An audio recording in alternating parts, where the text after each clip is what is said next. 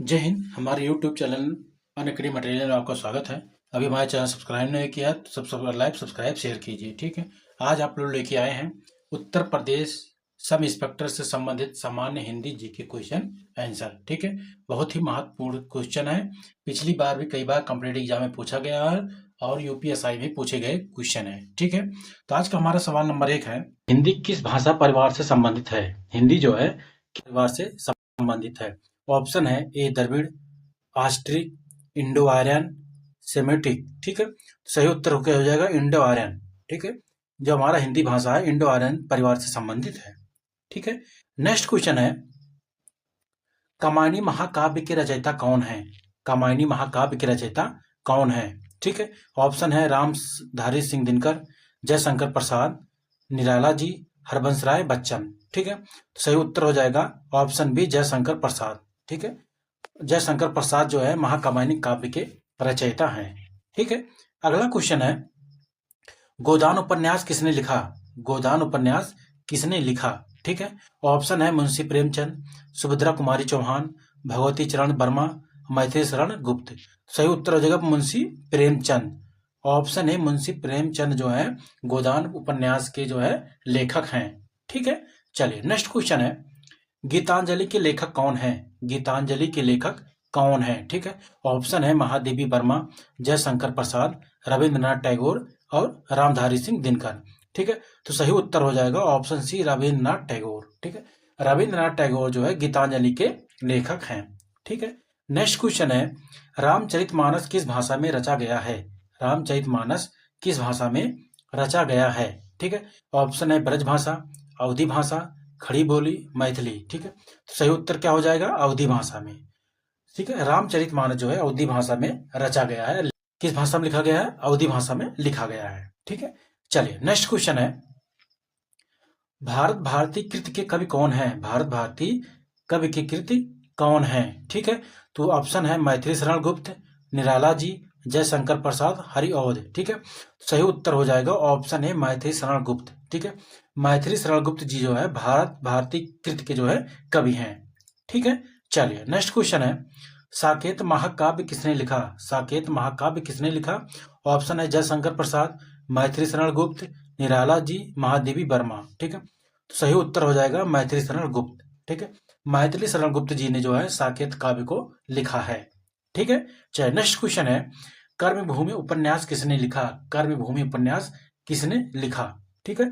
So option है ए Premchand, option B Bhagwati चरण वर्मा, दिनकर और जयशंकर प्रसाद।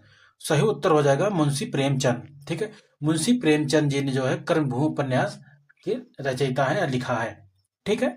चलिए नेक्स्ट क्वेश्चन है, हिंदी का पहला समाचार पत्र कौन सा था? हिंदी का पहला समाचार पत्र कौन सा था? ठीक है।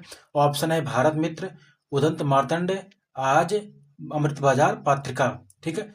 सही उत्तर हो जाएगा ऑप्शन बी उदंत मार्तंड की जो है हिंदी का पहला समाचार पत्र था ये, ठीक है।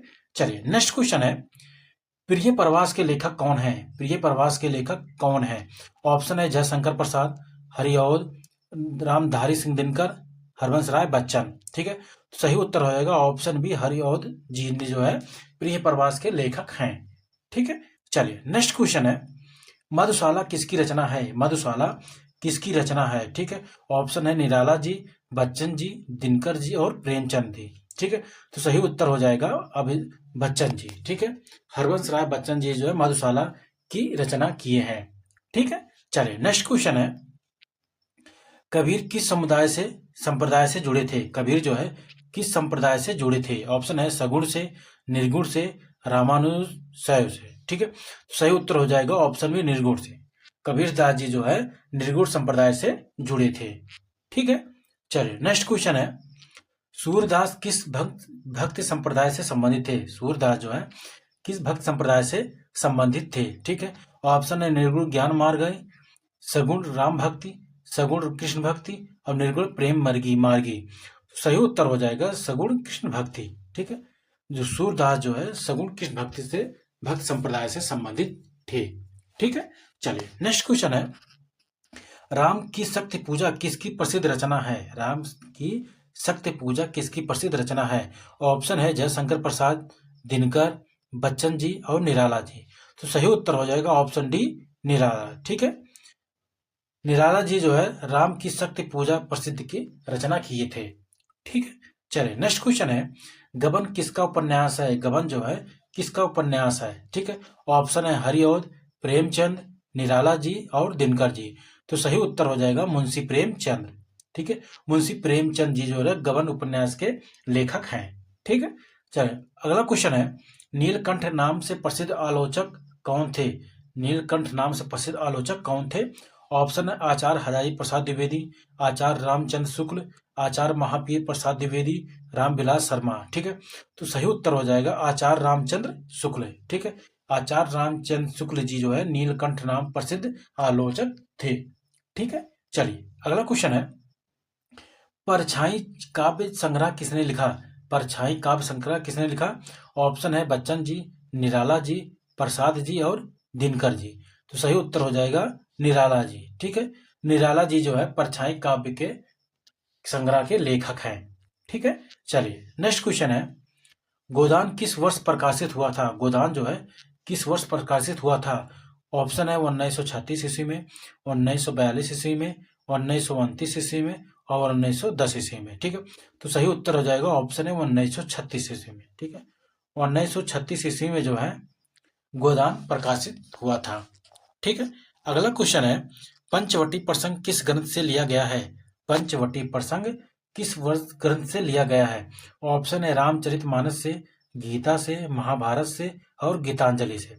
तो सही उत्तर हो जाएगा रामचरितमानस। ऑप्शन ए रामचरितमानस से जो है पंचवटी प्रसंग लिया गया है। ठीक है, ध्यान दीजिएगा क्वेश्चन में आता है, ये पहले भी यूपीएसआई जो है पूछा गया है, उत्तर प्रदेश सब इंस्पेक्टर में ये पूछा गया है, क्वेश्चन आया हुआ है कि पंचवटी प्रसंग किस ग्रंथ से लिया गया है?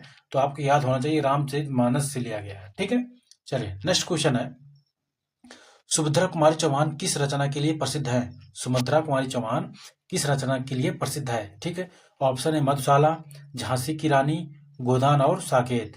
तो सही उत्तर हो जाएगा ऑप्शन बी, झांसी की रानी।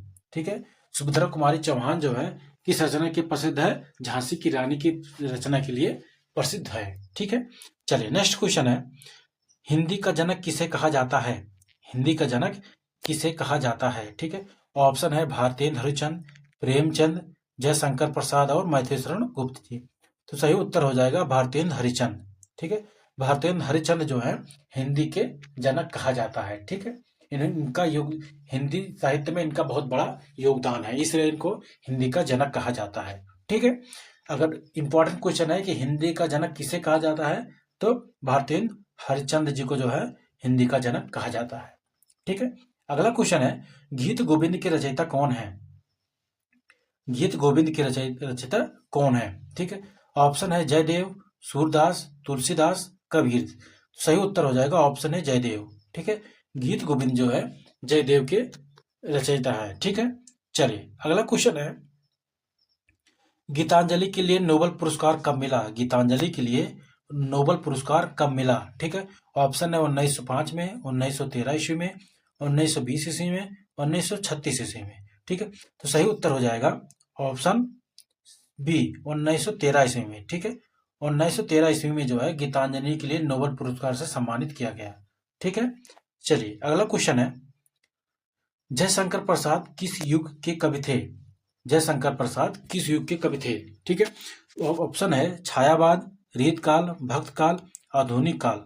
सही उत्तर हो जाएगा ऑप्शन है छायावाद। ठीक है, जयशंकर प्रसाद जो छायावाद युग के जो है युग के कवि थे। ठीक है, अगला क्वेश्चन है, रामचरितमानस के रचयिता तुलसीदास का जन्म कहाँ हुआ था? ठीक है, तुलसीदास जी का जन्म कहाँ हुआ था? ठीक है, ऑप्शन ए है दिल्ली, बनारस, राजापुर और लखनऊ। तो सही उत्तर हो जाएगा राजापुर। ठीक है, रामचरितमानस के रचयिता तुलसीदास का जन्म कहाँ हुआ था? राजापुर में हुआ था। ठीक है, चलिए अगला क्वेश्चन है, रसों का सिद्धांत सबसे पहले किस ग्रंथों में मिलता है? रसों का सिद्धांत सबसे पहले किस ग्रंथों में मिलता है? ठीक है, ऑप्शन है नाट्यशास्त्र, काव्यदर्श, काव्य प्रकाश, साहित्य दर्पण।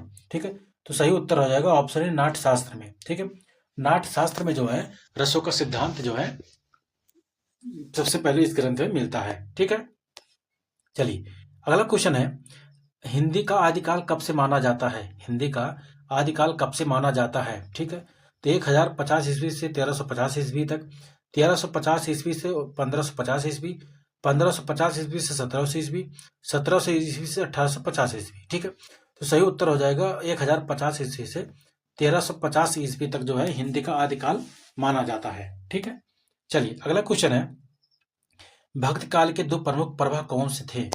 भक्त काल के दो प्रमुख प्रवाह कौन से हैं? ठीक है, ऑप्शन है सगुण और निर्गुण, श्रृंगार और वीर, वात्सल और करुणा, अलंकारित और रीत। ठीक है, सही उत्तर हो जाएगा ऑप्शन ए सगुण और निर्गुण।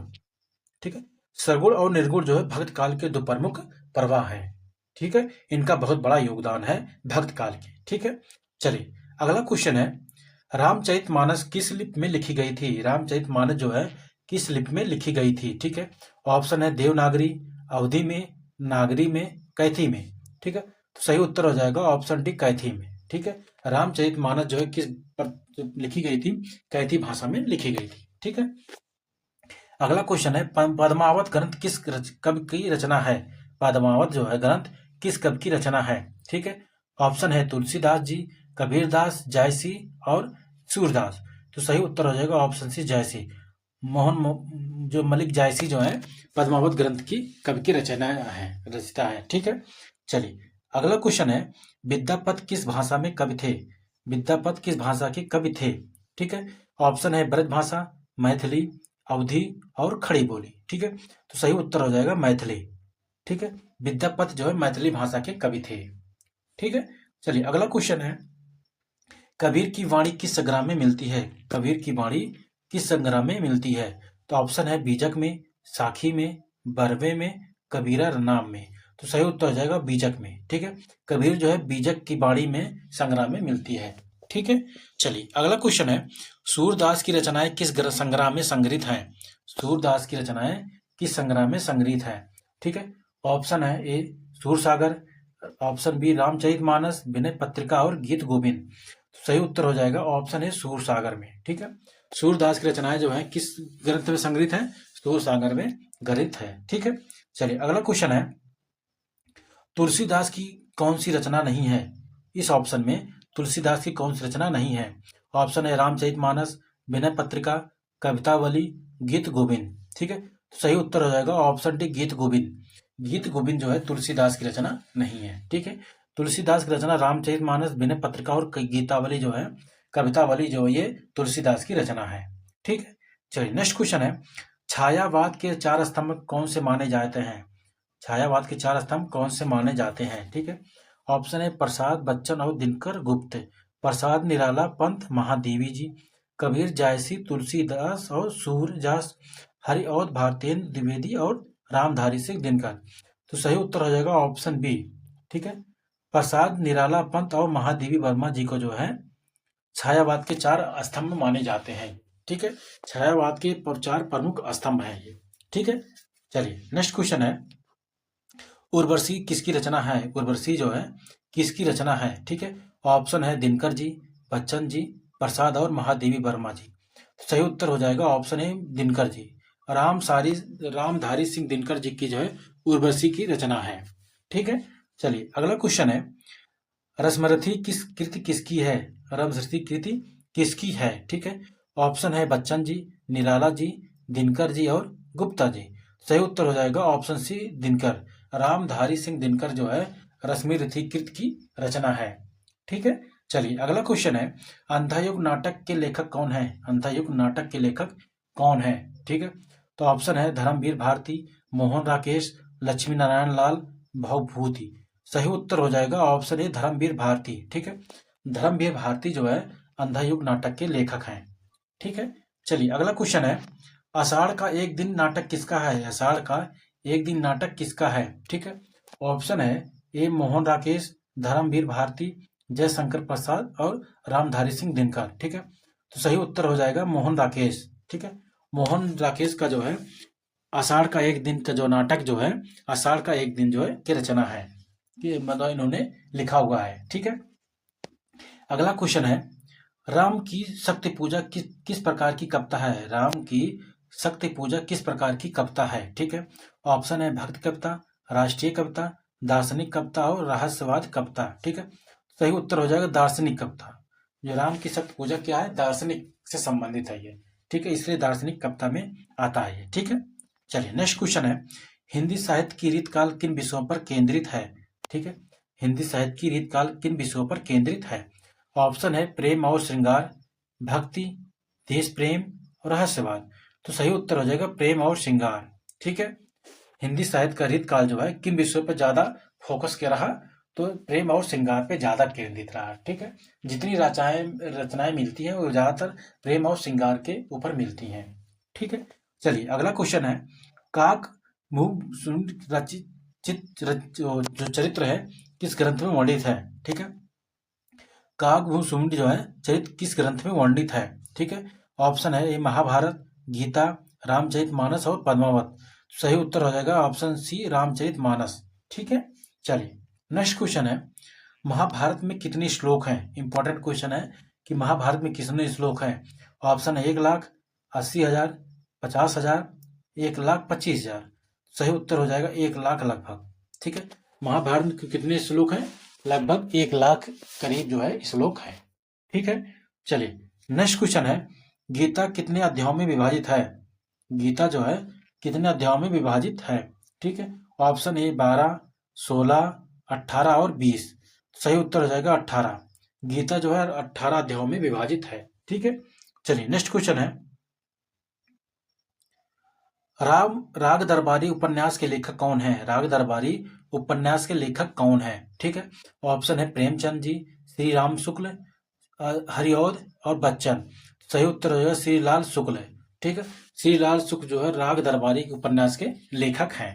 ठीक है, चलिए नेक्स्ट क्वेश्चन है, मैला आंचल किस लेखक की प्रसिद्ध रचना है। मैला आंचल किस लेखक की प्रसिद्ध रचना है। ठीक है, ऑप्शन है फणीश्वर नाथ रेणु, यशपाल, अमृतलाल नागर, धर्मवीर भारती। ठीक है, सही उत्तर हो जाएगा फणीश्वर नाथ रेणु की जो है मेला आंचल के प्रसिद्ध लेखक की रचना है। ठीक है, चलिए अगला क्वेश्चन है, झांसी की रानी कविता की रचयिता कौन है।